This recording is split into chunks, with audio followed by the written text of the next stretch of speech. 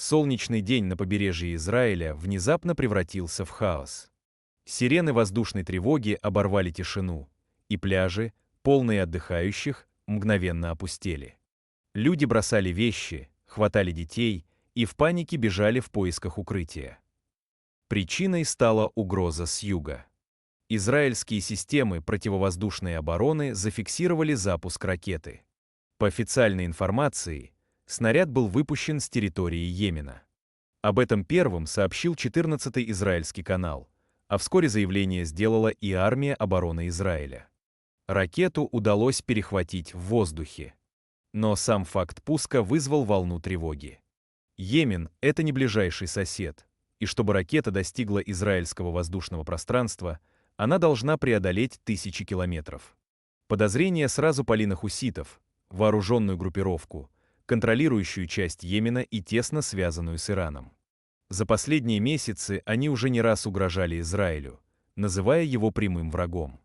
И теперь эти угрозы приобрели реальную форму. Этот инцидент — не просто случайная провокация. Он может означать, что Израиль втягивается в еще один военный фронт. На севере — Хизбалла, на востоке — нестабильность Иордании, на юге — Йемен. Карта угроз расширяется, и у израильских военных все меньше простора для маневра. На фоне войны в Газе, атак из Сирии и постоянной напряженности в Ливане, южное направление долго оставалось сравнительно спокойным.